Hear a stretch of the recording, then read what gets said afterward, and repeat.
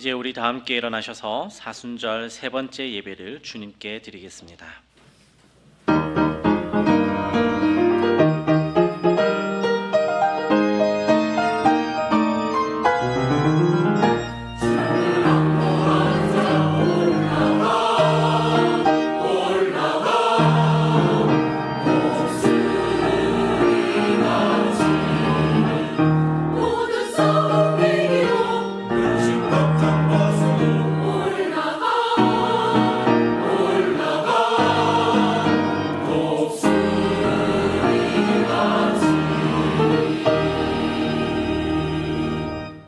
내가 무엇을 가지고 여호와 앞에 나아가며 높으신 하나님께 경배할까? 사람아, 주께서 선한 것이 무엇임을 내게 보이셨나니 여호와께서 내게 구하시는 것은 오직 정의를 행하며 인자를 사랑하며 겸손하게 내 하나님과 함께 행하는 것이 아니냐. 하나님은 영이시니 예배하는 자가 영과 진리로 예배할지니라. 사랑이 많으신 하나님, 춥고 움츠렸던 긴 겨울을 지나가게 하시고 희망이 넘치는 3월을 시작하게 하시니 감사드립니다. 거룩한 주일 아침 은혜를 사모하며 성전을 찾은 주의 백성에게도 봄과 소망과 은혜를 내려 주옵소서.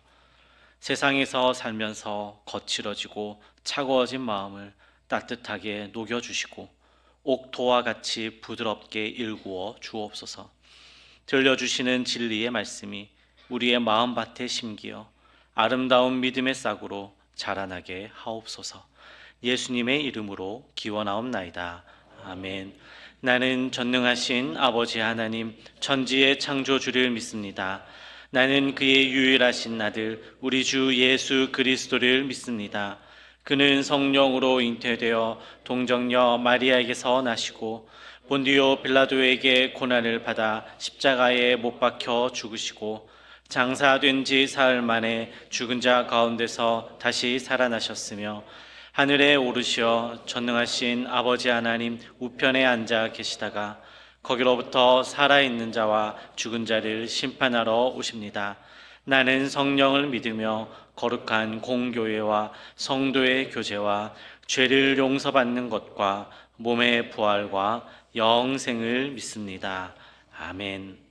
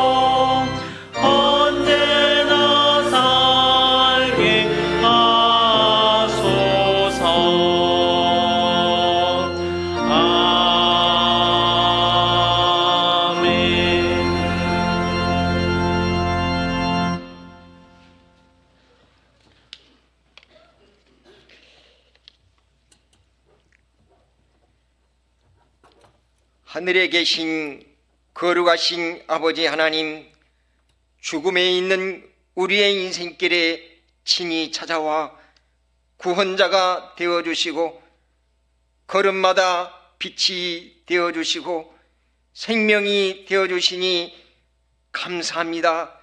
하나님 고맙습니다. 헤아릴 수 없는 은혜와 사랑, 보답할 수 없는 연약한 주님의 백성들이 주신 은혜를 기억하며 기쁨의 예배, 감사를 드려 예배하게 하시니 여기 참된 주인이 되셔서 존귀와 영광 받으시기를 원합니다. 사순절을 보내고 있습니다. 골고다의 그 십자가를 묵상합니다. 나 같은 죄인된 인간의 모습을 뒤돌아 봅니다. 용서해 주시기를 원합니다. 우리의 심령 위에 하나님의 영을 부어 주시옵소서. 새 사람이 되게 해 주시옵소서. 진실로 하나님의 자녀가 되게 해 주시옵소서. 성령의 사람 되게 하옵소서. 마음과 생각과 입술을 주의하여 하나님을 두려워할 줄 아는 지혜를 허락해 주시옵소서. 대한민국을 여기까지 지켜주심을 감사합니다. 창조 질서가 회복되게 하옵소서. 아버지의 뜻이 이루어지는 대한민국, 아버지의 영광이 가득하게 하옵소서. 치료 중에 있는 환우들을 고치시고 일어설 수 있는 힘을 주시옵소서. 해외 선교사들과 국내 선교지 그 가정들을 지켜 보호하여 주시기를 원합니다. 그곳에서 외치는 소리가 진실로 복음이 되어 구원의 역사 이루어하게 하여 주시옵소서. 어린 아이들과 교회학교 중고등부 청년들과 교사와 교역자들이 예수 안에서 하늘의 신령한 복이 있게 하옵소서. 교회를 섬기는 모든 일꾼들의 서 있는 자리가 빛이 되게 하옵소서. 기둥이 되게 하여 주시옵소서. 부흥하는 대향교회가 되게 하여 주시옵소서. 하나님을 높여 마음껏 찬양하는 아가페 찬양대의 소리를 기뻐 받으시고 영광 받으시옵소서. 담임 목사님 외치는 하나님의 말씀을 주고받을 때 성령님 역사하여 주시옵소서. 내 영혼이 힘이 되어 하나님을 영화롭게 하는 실천이 있게 하옵소서. 예배하는 이곳에 하나님의 영광이 가득하기를 원하옵고 예수님 거룩하신 이름으로 기도드립니다. 아멘.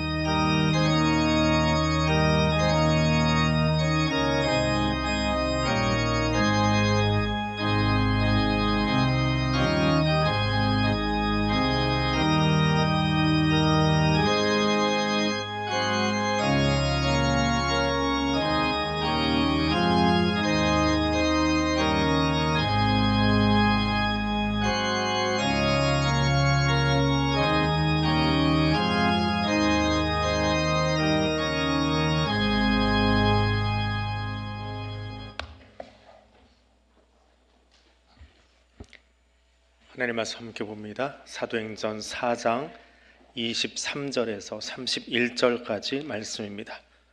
신약성경 193쪽에 있습니다. 사도행전 4장 23절에서 31절의 말씀 제가 읽어드립니다. 사도들이 노임에 그 동료에게 가서 제사장들과 장로들의 말을 다 알리니 그들이 듣고 한 마음으로 하나님께 소리를 높여 이르되 대주제여 천지와 바다와 그 가운데 만물을 지은 이시여 또 주의 종 우리 조상 다윗의 입을 통하여 성령으로 말씀하시기를 어찌하여 열방이 분노하며 족속들이 허사를 경영하였는고 세상의 군왕들이 나서며 관리들이 함께 모여 주와 그의 그리스도를 대적하도다 하신 이로소이다. 과연 헤롯과 본디오 빌라도는 이방인과 이스라엘 백성과 합세하여 하나님께서 기름 부으신 거룩한 종 예수를 거슬러 하나님의 권능과 뜻대로 이루려고 예정하신 그것을 행하려고 이 성에 모였나이다. 주여 이제도 그들의 위협함을 굽어 보시옵고 또 종들로 하여금 담대히 하나님의 말씀을 전하게 하여 주시오며 손을 내밀어 병을 낫게 하시옵고 표적과 기사가 거룩한 종 예수의 이름으로 이루어지게 하옵소서 하더라. 빌기를 다음에 모인 곳이 진동하더니 우리가 다 성령에 충만하여 담대히 하나님의 말씀을 전하니라. 아멘. 작금의 교육 현장에서 종종 언급되는 교육 방식이 하나 있는데 유대의 하브르타 교육이라고 하는 것입니다. 하브르타 교육 배우기도 하고 세미나도 있고 강연도 많이 열리는데요. 자녀들에게 답을 가르쳐 주는 것이 아니라 계속되는 질문과 질문을 통해서 답을 찾아가도록 하는 것이 하브르타 교육입니다. 예를 들어 본다면 길을 가다가 길에 떨어져 있는 남의 물건을 주웠을 때 어떻게 해야 될까요?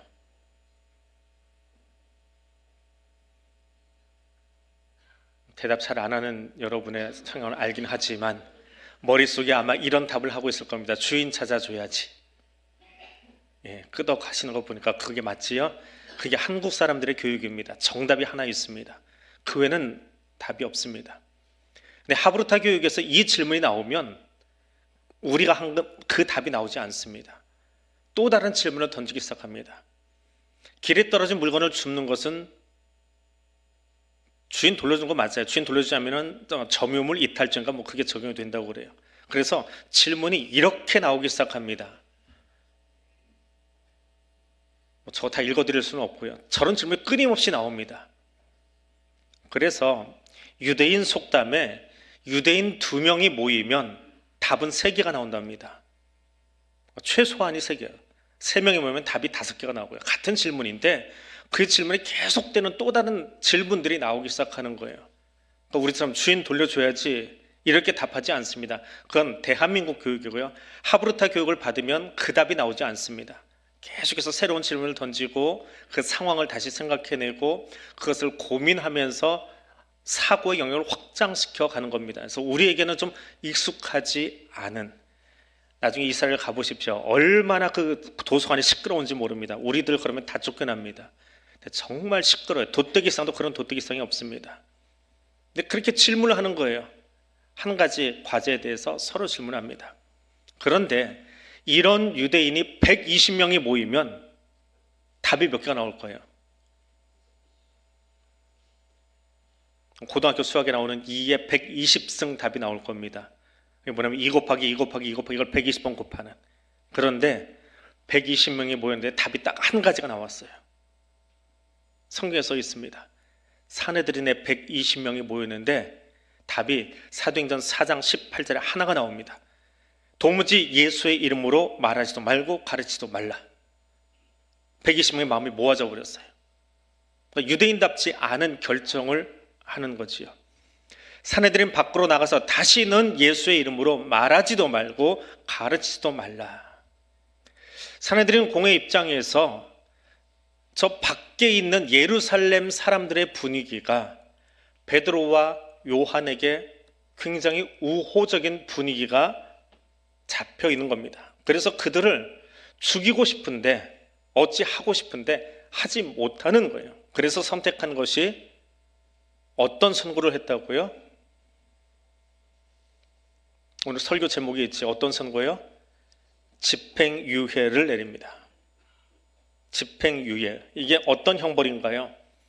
형법에서 형을 선고할 때 정상이 가볍고 형의 실질적인 집행의 필요가 없다고 인정되는 경우에 형의 집행을 유예하는 제도, 이것이 집행유예입니다. 그러니까 범과가 있지만 그러나 그것 때문에 벌을 부과하는 것이 아니라 어떻게 하면 좀 개선의 여지가 있겠지, 또 안 해도 좀 충격은 있겠지 해서 어떤 권력의 이름으로, 그 재판정의 이름으로 잠깐만 유예시켜 주는 겁니다. 베드로 요한이 집행유예 선고를 받자마자 그 길로 달려나갑니다. 그리고 어디로 갔습니까? 동료들이 모여있는 예루살렘의 모처로 갑니다. 이게 어느 집인지는 모르겠어요. 근데 쉽게 얘기하면 이제 막 교회가 태동하는, 아직 교회라는 이름이 생기지 않은, 그래서 가정교회로 모여있는 그곳으로 달려갑니다. 그리고 그곳에서 방금 사내들인에서 있었던 지난 이틀간의 이야기, 이제 긴 시간 동안 우리가 보았는데 이틀밖에 안 지났어요. 그 이틀 동안 벌어진 이야기와 결과물이 뭐라고요? 집행유예, 이 선고 받기까지의 일을 거기 모인 사람들에게 이야기합니다. 산헤드린이 어떤 곳입니까? 당시 유대 사회의 최고 권력기관입니다. 오늘 우리로 치면 여의도 국회의사당 같은데, 여의도 국회의사당은 대한민국 헌법상 3권 분립이 되어진 대한민국 정치계의 3개의 권한이 나눠져 있죠. 3권 분립이다라고 하죠. 학교에서 배우셨지요? 입법부, 행정부, 사법부. 행정부는 윤석열 대통령이고 근데 나머지는 우리가 잘 몰라요. 행정부만 알지. 입법부 수장이 따로 있고 국회의장이 따로 있고 대법관이 따로 있어요. 이 사람들이 권력을 나눠 갖게 되어 있습니다. 이것이 대한민국 법인데, 그래서 국회의장이 사내들인 의장처럼 그렇게 센 권한은 없습니다. 근데 사내들인 의장은 이 세 개의 권한을 다 가지고 있는 거예요.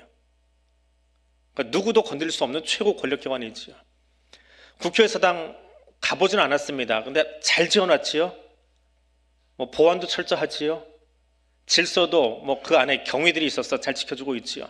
사내들인도 마찬가지입니다. 얼마나 잘 지어놨을까요? 얼마나 질서가 잘 유지될까요? 건물은 얼마나 멋있을까요? 근데 거기에 비해서 베드로와 요한이 방금 달려간 가정교회는, 이제 가정교회는 조악하게 이를 데 없습니다. 보호장치도 없고 뭐 권력이 누구에게 모아져 있는 것도 아니고 그런 곳입니다. 자, 그곳에 모인 사람들, 방금 베드로와 요한을 통해서 어떤 이야기를 들었어요? 두 사람이 집행유예 선고를 받고 왔대요. 그럼 마음이 어떨까요? 그 집행유예가 베드로와 요한에게만 주어진 것입니까? 아니지요. 지금 여기 모여있는 사람들 모두에게 해당되는 이야기입니다. 교회가, 아직 교회라는 이름도 없어요. 이 무리들이 나가서 다시는 예수 이름으로 말하지 말아라, 말하면 죽인다 라고 하는 위협적인 선고입니다. 집행유예 선고를 받으면 어떻게 살아야 돼요? 조신하게 살아야지요. 다시는 그 죄를 지으면 안 돼요. 또 죄를 지으면 지금 내려진 선고보다 더 많은 범과가 형벌이 주어집니다. 이게 집행유예의 규칙입니다. 그런데 거기 모인 사람들 조신하게 앞으로는 말하지 않고 전하지 않고 살아야 되는데 24절에 가니까 특별한 단어가 하나 등장합니다. 본문 24절입니다. 그들이 듣고 한 마음으로 하나님께 소리를 높였다. 그들이 한 마음이 되었다. 누가는 이 베드로와 요한이 들어가서 지난 이틀 동안의 경과를 다 이야기했더니 이 사람들의 분위기가 어떻게 됐느냐? 야, 조심하자. 우리 또 한 번 하다가 걸리면 죽는 거야 하는 것이 아니라 한 마음이 되었대요. 호모뒤마돈이라고 하는 단어인데요. 신약 성경에 11번 등장합니다. 이게 사도행전에만 10번 등장을 해요. 한 번은 바울이 로마서에서 우리가 한 마음으로 하나님께 찬송 올리자라고 할 때 그때 한 번 썼고요. 나머지는 사도행전에서 위기 상황마다 교회의 분위기, 이 모임의 분위기가 어떠했느냐? 한 마음이다라고 하는 거예요. 그럼 다른 곳에는 쓰이지 않은 이 사도행전에서만 집중적으로 쓰인 이 단어는 대체 어떤 의미냐? 우리도 꽤나 고민을 하는 흔적이 보여요. 번역할 때 어떤 단어로 번역을 할까 하다가 한 마음이라고 해서 이 단어를 계속 쓰고 있습니다. 근데 헬라어 성경에도 이 단어가 10번 나오는데요. 단어 뜻이 참 무궁무진해요. 굉장히 풍성한 의미를 담고 있는 두 단어가 합쳐진 것인데 열정, 분노, 마음을 폭발시킨 거예요. 분노를 폭발시켰어요. 근데 확 하고 옆으로 퍼뜨리는 것이 아니라 분노를 폭발시켜서 한 곳으로 집중해 쏟아내는 거예요. 이것이 한 마음이에요. 또 하나는 이 단어 속에는 방금까지 배가 닻을 내리고 정박해 있었는데 이 닻을 끌어올리고 이제는 배가 목적지를 향해서 출발한 거예요. 항해를 시작하는 거예요. 이것이 한마음, 호모뒤마돈이라고 하는 단어의 뜻입니다. 그래서 이 의미들을 다 합쳐놓고 보니까 사전에서 이 단어들이 다 들어가 있어요. 이 한 단어 속에 합쳐놓고 보니까 어떤 뜻이 되느냐? 방금 사내들인에서 일어났던 그 이야기를 듣고 나서 마음에 열정이 솟아나는 거예요. 분노가 솟아나요. 어떻게 우리에게 이런 판결을 내릴 수 있지? 우리 더 이상 여기 머물러 있지 말자. 주저앉아 있지 말자. 닷 끌어올리고 배를 출항시키자. 어디로? 말씀 전하는 데로 나가자 하고 폭발적으로 나가려고 마음이 모아졌다는 거예요. 그 분위기를 묘사하기 위해서 단어 하나를 끌어다 쓰는 거예요. 호모뒤마돈. 근데 이 마음, 이 분위기가 뒤에 나오는, 이제 설교 마무리할 때까지 나오는 이 전체 분위기를 하나로 몰아가는데 그 모양이 어떠냐? 이 구절을 묵상하고 뒤에 구절을 천천히 보면서 어제 반나절 가까이 설교 원고를 어제 6시부터 쓰기 시작했는데 그때까지 계속 쓰다가 6시쯤 이게 머릿속에 뱅뱅 도는데 어디서 나온 거지 해서 아이한테 전화했어요. 지영아, 절대 반지가 어느 영화에서 나오는 거지? 어느 영화요? 반지의 제왕에. 거기 절대 반지라는 단어가 갑자기 머리에 확 떠오르는데 영화 제목이 생각이 안 나서 전화를 했어요. 그거 어디 나오는 거였더라 하고는 물어봤는데요. 절대 반지가 어떻게 생겼어요? 그냥 링 반지예요. 근데 영화 속에서 굉장한 의미를 가지고 있지요. 굉장한 능력을 가지고 있지요. 정확하게 이를 데 없는 그 공간에 모인 사람들, 어떻게 보면 작은 반지에 불과해요. 별거 아니에요. 근데 그들이 한 마음이 되었을 때, 폭발적으로 그것을 폭발시켜서 하나님께서 소리를 내기 시작했을 때 이 사상이 어떤 의미를 가지고 있느냐, 하나님의 선교, 세계 선교 역사의 절대 반지와 같은 역할을 하는 곳이 사장이더라는 거예요. 그 폭발력이 일어나는 곳, 그것이 오늘 본문이더라라고 하는 거예요. 그래서 그 반지라는 단어가 떠오르는데 그제서야 설교 원고를 쓰기 시작했습니다. 6시쯤 쓰기 시작했는데요. 얼마나 기분이 좋아하는지 몰라요. 그 의미가 하나 내 입에서 나오기 시작할 때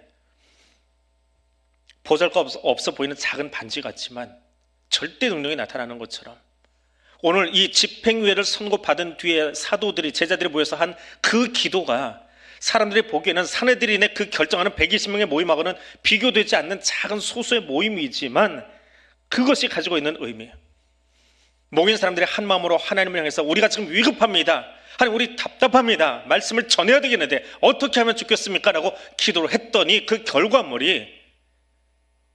기도의 결과물이 세계 선교의 역사를 방향을 잡아주고 결정짓게 되더라라고 하는 거예요. 그래서 누가가 이것이 어떤 모습이냐 한 단어로 쓴 거야. 한 마음으로.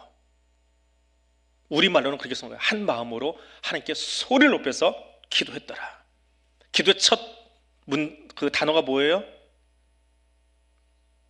기도의 첫 번째 단어, 성경에 써 있습니다. 24절에 소리를 높여 이르되 대주제여 하고 부릅니다. 대주제여. 왜 이 단어를 썼을까라고 하는 거예요. 여러분, 기도할 때 제일 첫 번째 단어들이 있지요. 사랑과 은혜가 많으신, 충만하신 거 쓰지 말라는데도 자꾸 쓰고 계시는데 이건 틀린 말이니까 쓰지 마세요. 하나님이 사랑이 많으신 분이 아닙니다. 하나님이 사랑이세요. 성경대로 기도하세요. 사랑이신 하나님이라고 기도하세요. 사랑이 많으신 하나님이 아니에요. 사랑을 주머니에 넣고 다니시는 하나님이 아니라 하나님 자체가 사랑이라고요. 그건 우리가 하나님을 볼 때 주님이라고 부릅니다. 황제가 주님이에요. 1세기 로마에서. 근데 황제가 아니라 우리 예수님이 주다라고 구별을 합니다. 그래서 주님이라고 합니다. 근데 그런 단어들을 안 써요. 지금 오늘 본문에서 기도하는데 제일 첫 번째 단어가 뭐예요? 대주제요. 모든 주권자들의 위에 계신 그 주권자들을, 통치자들을 통치하시는 분, 그분을 부르고 있는 거예요. 절대 권력을 가지신 그분. 지금 이 땅에 일어나고 있는, 이 예루살렘에 일어나는 모든 일들이 하나님의 예정 안에 있습니다. 비단 예루살렘만이 아니라 이제 일어날 세계 역사의 주관자는 오직 하나님이십니다라고 하는 세계관을 가진 사람만이 할 수 있는 기도의 첫 번째 문장이에요. 이 모든 세계 역사를 주관하시는 주님, 그것이 대주제시여라고 부르는 겁니다. 분위기는 자그마한 방에서 몇 명이 모여 기도하고 있는데 그들의 기도의 첫머리는 놀라운 고백이지요. 대주제시여. 이게 어느 날 갑자기 뛰어나온 게 아니에요. 사내들은 공회로부터 위협을 받고 집행유예 선고를 받고 모여서 기도하는데 그들의 머릿속에 25절부터 28절까지 이 내용은 시편 2편이에요. 그들이 기도하는 중에 시편 2편이 떠오른 거예요. 메시아 시편, 메시아 시편이라고 불리는 그런 시편입니다. 시편 2편의 내용은 이렇습니다. 어찌하여 이방 나라들이 분노하며 민족들이 헛된 일을 꾸미는가? 세상의 군왕들이 나서며 관원들이 서로 꾀해서 여호와의 기름 부은 자를 대적하는도다. 이 말씀을 이제 이 사람들이 해석하는 거예요. 어떻게 해석해요? 어째 나라들이 분노해서 민족들이 엉뚱한 일을 하고 있지? 세상 군왕들, 헤롯과 관원들, 본디오 빌라도가 유대인들과 이방 로마 사람들을 꼬드겨서 누구를? 여호와 그의 기름 부음 받은 자 누구예요? 예수를 대적하고 있구나. 근데 우리는 어떻게 해야 돼요? 저들이 우리를 묶으려고 하는데 그것을 끊어버리고 벗어버리고 나가야 되겠다. 하나님 좀 도와주세요.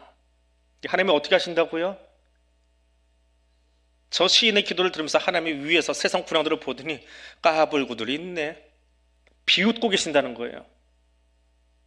저 성경 분위기로 하면 하나님이 비웃고 계세요. 조롱하고 계세요. 아이고 웃기고들이 내 꼴값들 하고 있네. 니들이 힘써 봐라 뭐 해봐라.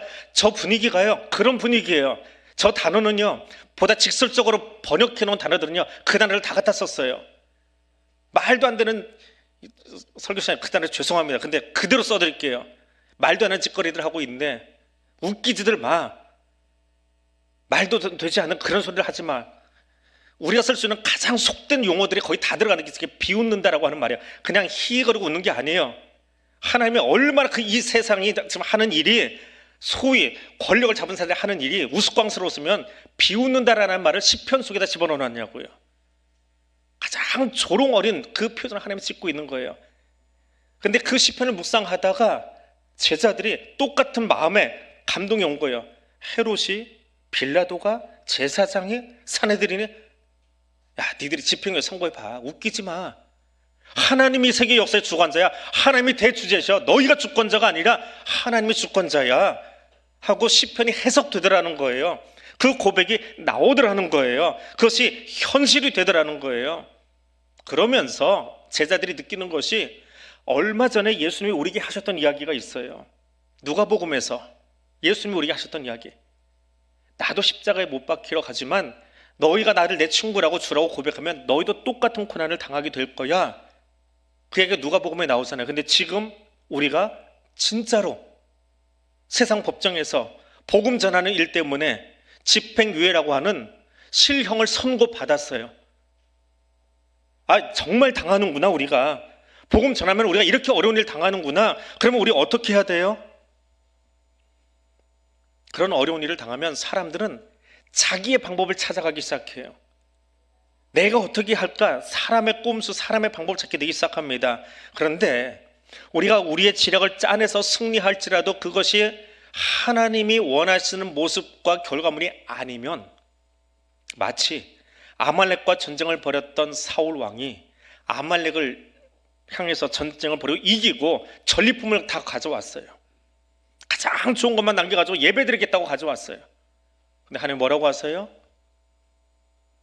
내가 다 죽이라고 했잖아. 내가 다 태우라고 했잖아. 근데 왜 네 마음대로 해? 나 그런 예배 원치 않아. 결과물이 뭐예요? 전쟁에서 이겼는데 전리품 가져왔는데 그걸로 예배드리겠다고 했는데 하나님이 내린 판결은 뭐예요? 너 더 이상 왕하지 마. 난 널 왕으로 인정하지 않겠어. 우리의 지략으로 세상을 승리한 것 같아도 그것이 하나님의 방법이 아니면 하나님은 그를 왕위에서 끌어내려 버립니다. 사내들인에 모여서 사람들이 집행유예를 선고합니다. 베드로 요한이 그 선고를 받고 돌아옵니다. 교회는 어떻게 해야 될까요? 베드로와 요한이 구약을 묵상하고 시편을 묵상합니다. 그러면서 마음속에 이해가 되기 시작해요. 그때 예수님 십자가에 못 박히시기 전에 예수님 우리에게 그렇게 기도하라고 했는데 우리 피곤하다고 졸립다고 기도 안 했어. 꾸벅꾸벅 졸았어. 근데 그날 밤 사람들이 예수 잡으러 올라왔을 때 자다 깨가지고 뭐 했어요? 베드로 자기가 뭐 했어요? 품속에 있던 자기 칼 꺼내가지고 남의 귀쳐버렸잖아요. 기도하지 않고 졸고 있었더니 갑자기 깨나서 한 일이 뭐예요? 내 방식으로 내 칼로 이 난국을 이 얼음을 타게 해보겠다고 했어요. 그때 예수님께 꾸지람만 들었잖아요. 보면 내 방법으로 일을 처리해보겠다고 했는데 내가 늘 품고있던 나의 방법론 칼자루를 들었는데 그게 아니잖아요. 그걸 기억하는 거예요. 그것이 오늘 이 시편 2편을 묵상하는 제자들의 모습이에요. 이 공동체의 모습이에요. 그럼 이제 어떻게 해야 돼요? 이제 우리가 해야 될 일이 뭐예요? 다시 사도행전으로 돌아옵니다. 2장에서도 그 사건 기억하세요. 불수구리가 나온 말이 아니라는 거예요. 성령이 충만해지니까, 성령이 임재하니까 나온 그 말, 더 이상 은과 금 의지하지 않겠습니다. 더 이상 우리가 돈 의지하지 않겠습니다. 더 이상 칼 의지하지 않겠습니다. 더 이상 내 마음, 내 생각, 내 지략 의지하지 않겠습니다. 그래서 기도하는 거예요. 나를 의지하지 않으려고 하니까 기도하는 거예요. 그래서 어떻게 기도합니까? 29절에서 30절은 그 시편을 묵상한 뒤에 나온 기도예요. 주님, 지금 헤롯과 빌라도와 유대인과 로마로부터 위협당함을 내려다 보십시오. 우리가 위협당하고 있습니다. 그런데 주님의 종들이 참으로 담대하게 주님의 말씀을 말할 수 있게 해주십시오. 두려워서 방 안에 틀어박혀 있지 아니하고 나가서 말할 수 있게 해주십시오. 그리고 개역 개정판 성경은 저 주어가 빠져가지고 조금 번역이 이상해요. 새 번역은 주어가 들어가 있습니다. 주님께서 능력의 손을 뻗치셔서 병을 낫게 해주시고, 우리에게 신유의 은사를 주시사 내가 기도하면 저 사람 병 낫게 해주시고, 그런 기도한 게 아니에요. 우리는 이 위협 속에서 주눅 들지 않겠습니다. 나가서 복음 전하겠습니다. 그런데 우리는 능력이 없습니다. 이 말씀이 정말 살아있는 말씀이 되게 하기 위해서 하나님의 손을 뻗으셔서, 우리가 아니에요, 내가 아니에요, 은사 받은 내가 아니라 하나님의 손을 뻗으셔서 병이 낫게 해주시고 주의 거룩한 정 예수의 이름으로 표징과 놀라운 일들이 일어나게 해주십시오. 그래서 우리가 전하는 복음이 능력임을 세상에 알게 해주십시오. 더 이상 나의 힘과 나의 의를 의지하지 않겠습니다. 우리는 담대히 일어서겠습니다. 주님, 일어선 우리의 걸음 위에 하나님의 손을 뻗으셔서 능력으로, 표적으로, 기사를 보여주셔서 복음이 효과적으로 나타나게 해주십시오. 그 기도를 하고 있는 거예요. 하나님의 손을 뻗으시면 출애굽하는 이스라엘 백성들을 그 손이 보호해 주십니다. 하나님의 손을 뻗으셔서 이스라엘 백성들을 보호해 주시면 애굽은 야훼 신이 살아있는 분이구나, 야훼 신이 자기 백성을 보호해 주시는구나, 우리가 믿는 저 허접스러운 것들은 돌멩이에 불과하구나, 하나님이 진짜 하나님이구나, 열방이 보게 되더라는 거예요. 그게 하나님의 손을 뻗으실 때 일어나는 일들이에요. 그래서 단지 출애굽으로 끝나는 것이 아니라 하나님이 누구신지를 세계가 알게 되더라라고 하는 거예요. 이것이 하나님의 손을 뻗으실 때의 사건이에요. 사도들이 그 출애굽의 사건을, 누가복음의 말씀을 성령이 충만해서 이해하고 선포하고 좀 기도하고 있는 거예요. 그래서 기도는 어두운 현실에서 눈 감는 건 아닙니다. 힘들다, 빨리 가요, 천국 가고 싶은데, 눈 감으라는 거 아니에요. 기도는 무엇이냐? 현실을 직시하고, 이 고난의 상황을 직시하고 더 이상 이것을 내 시각으로 바라보는 것이 아니라 하나님, 이것을 하나님의 시각으로 볼 수 있는 능력을 주세요. 하나님의 마음으로 볼 수 있는 내가 되게 해주세요. 그런 교회가 되게 해주세요. 그래, 하나님 어떻게 하셔야 돼요? 하나님의 시각으로 보아야 되니까, 하나님의 시각으로 이 세상을 보고 나의 삶을 보고 세계 질서를 봐야 되니까 어떻게 해야 돼요? 그래서 하나님이 성령 충만하게 해주시는 거예요. 그냥 여기 앉아가지고 성령 충만하게 해주세요, 기도한다고 성령 충만해지는 것이 아니라, 하나님 지금 일어나고 있는 이 세계 역사의 주인이 하나님이십니다. 대주제이신 하나님, 우리가 나가고 싶어요, 하나님 성경 감당하고 싶어요 라고 했더니 하나님의 마음으로 나가야 되니까 어떻게 해야 돼요? 주의 영을 우리에게 가득히 부어주셔서 그 성령 충만함으로 선교 감당하며 나갈 수 있게 해주시더라라고 하는 거예요. 그리고 우리는 그 성령 충만함으로 나가는데 하나님이 옆에 같이 계시면서 그분의 손으로, 그분의 능력으로, 그분의 권세로 우리가 전하는, 교회가 전하는 그 선교, 그 복음이 효과적으로 나타날 수 있도록 역사하십니다. 이것이 사도행전이고, 이것이 교회고, 이것이 그리스도인의 삶의 모습입니다. 근데 하나님이 이것을 머리로만 알게 하지 않으셨어요. 어떻게 하셨습니까? 31절에 가니까 빌기를 다음에, 기도를 다음에 하나님이 내가 너희와 함께 한다는 것을 알게 하시려고 어떻게 하셨어요? 땅을 흔들어 버리셨어요. 내가 듣고 있어, 내가 네 기도 들었어, 너희들 내보내 줄게, 알 수 있도록 땅을 흔들어 주셨어요. 땅이 진동하고요, 성령 충만하게 해주셨어요. 오늘 이런 기도의 능력을 우리 교회도 경험할 수 있게 되기를 원합니다. 우리가 모여서 한 마음으로 하나님의 시각으로 볼 수 있게 해달라고 할 때 우리 교회 터가 흔들리는 역사를 경험할 수 있게 되기를 원합니다. 하나님의 선교를 감당하기 위해서 우리가 한 마음 들 때 하나님께서 우리를 성령 충만하게 하시고 세상을 향해서 담대히 나가도록 이끄실 뿐만 아니라 권능의 손을 내밀어 주실 것을 믿습니다. 말씀을 맺습니다. 이 사장이 마무리될 때 한 사람이 등장합니다. 집행유예 받았던 사도들이 이런 놀라운 기도를 했더니 사장에 바나바라고 하는 한 사람이 등장해요. 아무것도 아닌 것 같은, 서로 물건 통용하는데 한 사람이 뭐 가져왔대요. 그런 이야기 같은데 이건 반지예요. 반지 이야기예요. 그래서 제가 절대 반지라고 부르는 거예요. 보면 별것 아닌 것 같은 한 사람이 등장해요. 근데 이 사람이 이제 사도행전에서 하는 그 역할들을 보십시오. 어떤 일을 하고 있습니까? 안디옥 교회를 세우지요, 숨어있던 일꾼 바울을 끌어내서 사도로 세우지요. 틀어지고 어긋났던 사람들을 서로 위로해주고 격려해주고 한 팀 다시 되게 해주고 싸움박질하고 나눠줬던 사람들이 다시 한 마음으로 마지막에는 사역을 하면서 성경 안에 바울과 마가가 한 팀 되어 나갈 수 있도록, 원팀 될 수 있도록 도와준 게 누구예요? 이 사람이잖아요. 이 사람이 언제 등장했어요? 교회가 한 마음으로 기도할 때, 그때 이 사람이 등장해요. 사장에서는 핑크를 하고 돌아가는 반지 하나에 불과한 사람이지만 그 기도의 결과물로 나타난 이 사람이 하나님의 손에 붙들렸을 때 교회 역사 속에 얼마나 아름답게 쓰이고 있는지요. 우리는 마지막 절에서 그 반지를 보고 있는 거예요. 근데 그냥 반지가 아니라 하나님 손에 붙들린 절대 반지예요. 대주짓기 기도했더니 사람에게 집중하지 마십시오. 하나님의 선교를 감당케 하기 위해서 하나님의 얼마나 놀라운 일들을 차곡차곡 써내려가고 계신지, 그 하나님의 붓을 따라가 볼 수 있는 그런 시간 될 수 있기를 원합니다.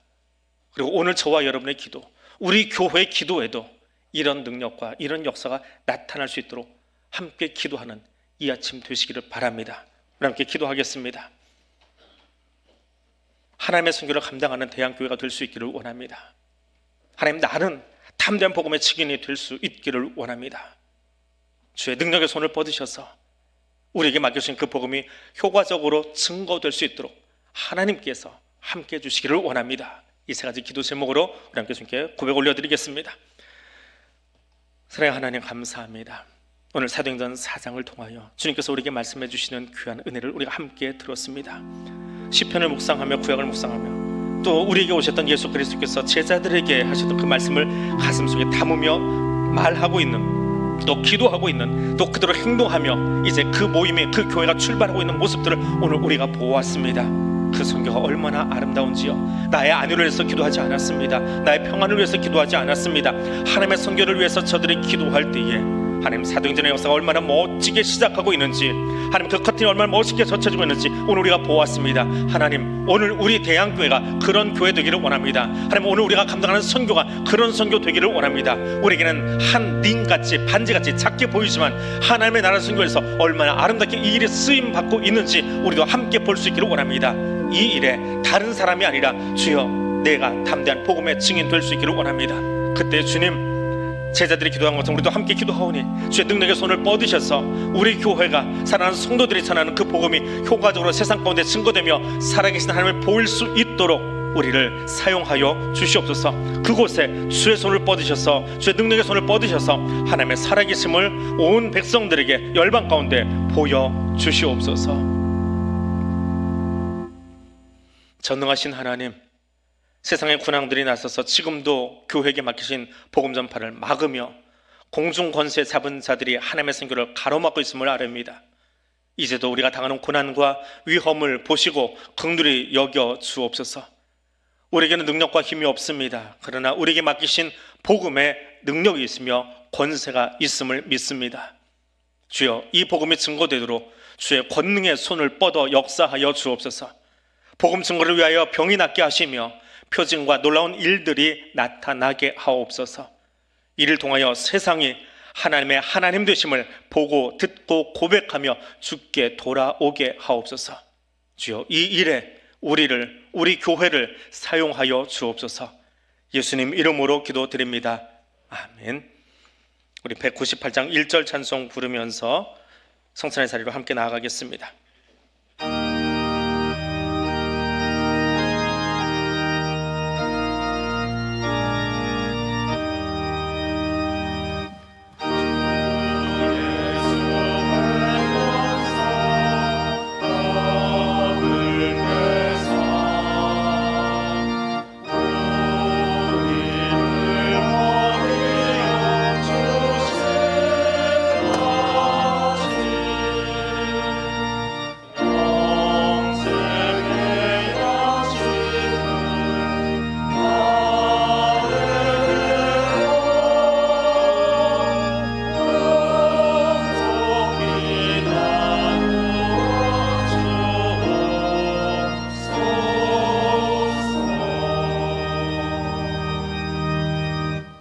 고린도전서 11장 23절 이하의 말씀입니다.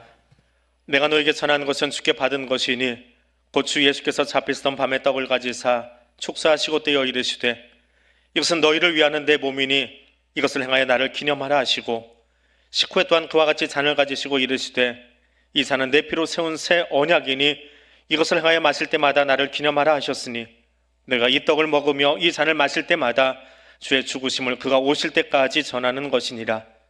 그러므로 누구든지 주의 떡이나 잔을 합당하지 않게 먹고 마시는 자는 주의 몸과 피에 대하여 죄를 짓는 것이니라. 사람이 자기를 살피고 그 후에야 이 떡을 먹고 이 잔을 마실지니 주의 몸을 분별하지 못하고 먹고 마시는 자는 자기 죄를 먹고 마시는 것이니라. 아멘.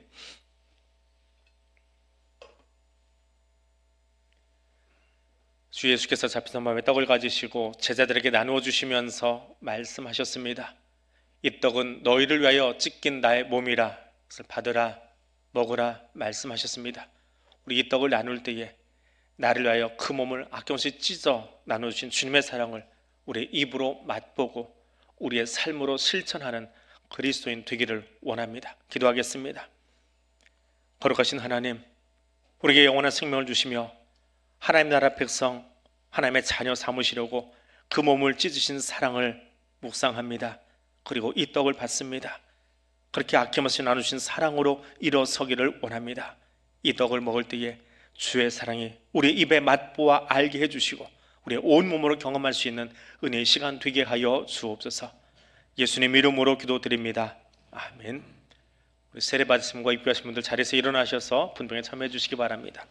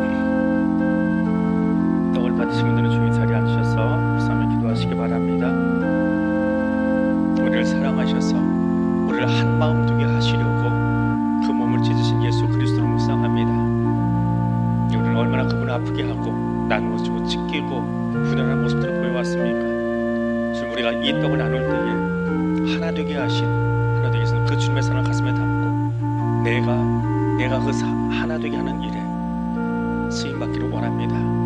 그 내가 쓰임받기를 원합니다. 그 마음으로 이 떡을 맛보며 드시기 바랍니다.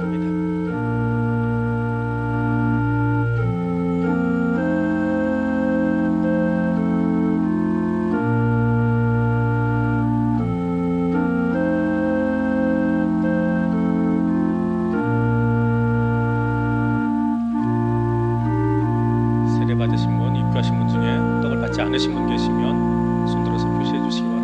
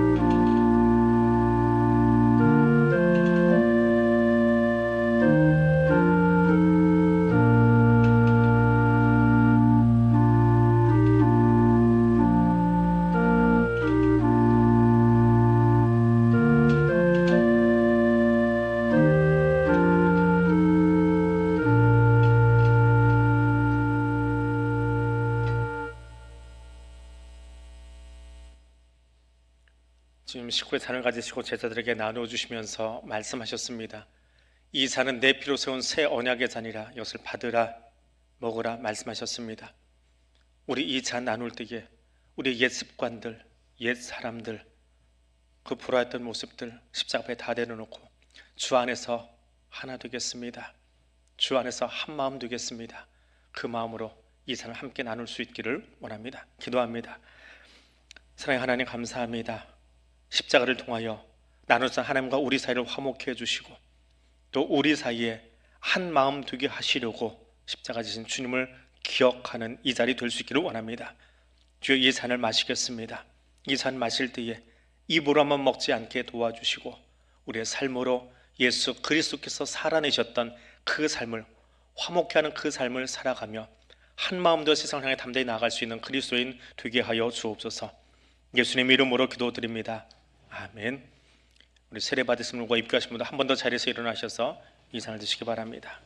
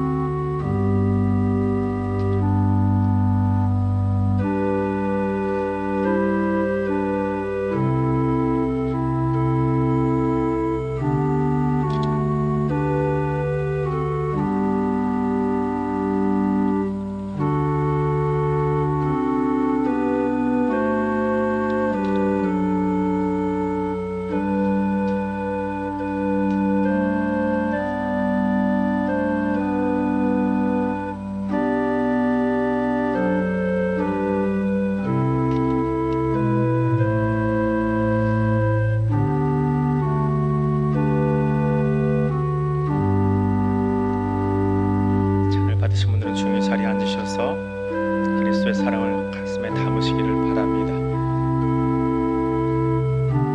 교회가 세상의 위협 앞에 기도로 한 마음 된 것처럼 그래서 하나님의 선교를 감당하고 일어섰던 것처럼 오늘 교회가 그러하기를 원하고 오늘 내가 그러하기를 원하고 우리 삶이 그러하기를 원합니다. 그 마음으로 이 잔을 드시고 그 마음으로 일어서서 한 마음 되기 위해서 주 안에서 하나 되기 위해서 나를 드릴 수 있는 귀한 성찬의 자리 되시기를 바랍니다.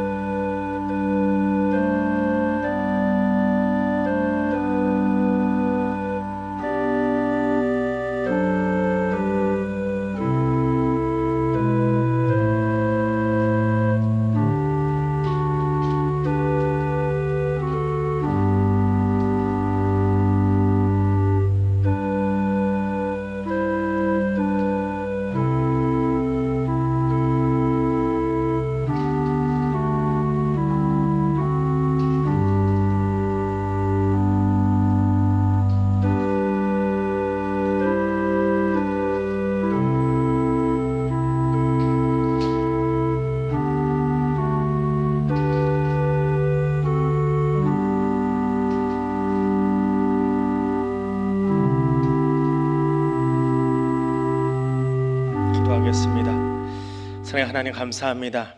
우리를 주의 귀한 성찬의 자리로 불러주시고 예수 그리스도를 구주로 고백하며 한 마음으로 머리를 숙게 하여 주시니 감사드립니다. 이 시간 우리 마음에 주신 초대교회 그 아름다운 모습들을 새길 뿐만 아니라 오늘 우리 교회가, 오늘 나의 삶이 그런 삶, 그런 하나님의 성과 감당하는 곳 되기를 원하오니 주의 성찬상 앞에서 다시 한번 우리의 삶을 다짐하며 새롭게 하며 일어설 수 있는 주의 백성들 되게 하여 주옵소서. 예수님 이름으로 기도드립니다. 아멘.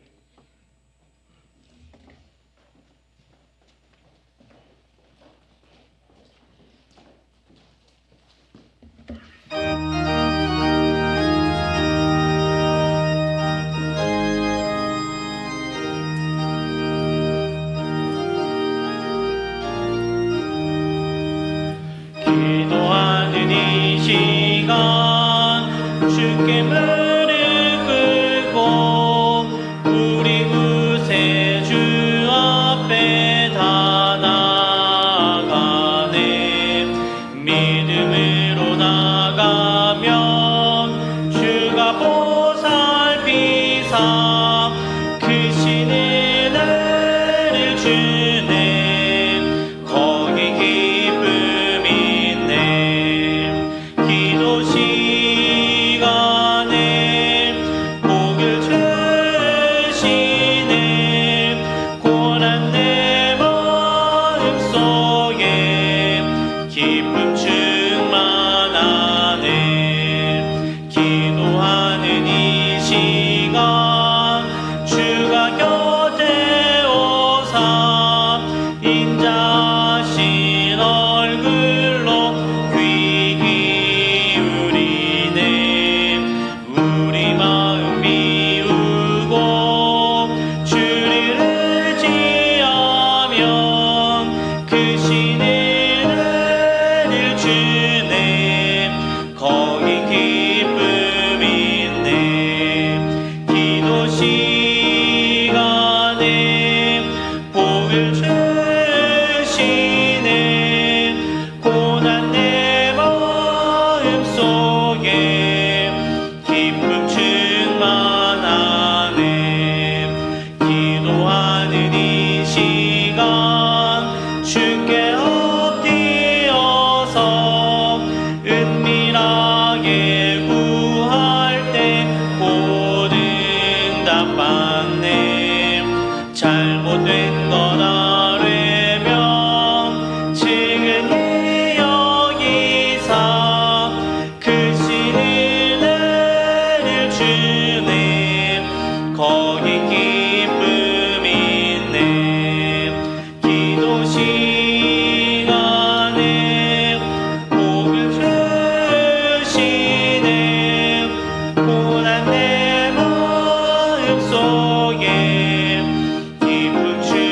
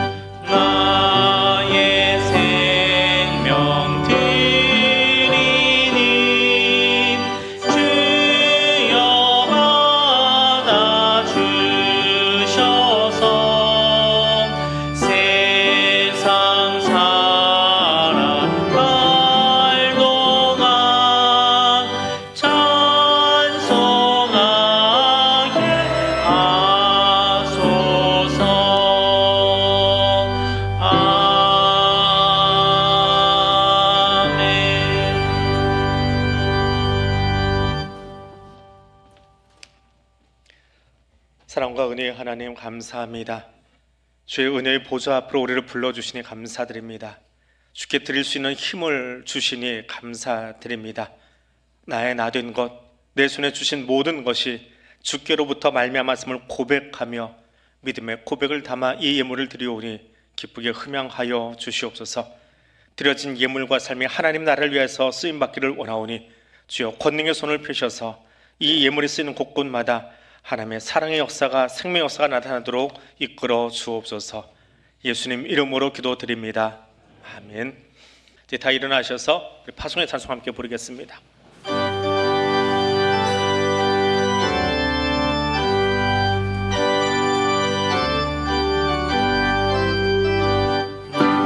제사장들이여 어서 가서 어둠을 물리치고 주의 진리 모르는 백성에게 복음의 빛비춰라. 빛의 사자들이여 복음의 빛비춰라. 죄로운 밤 밝게 비춰라. 빛의 사자들이여.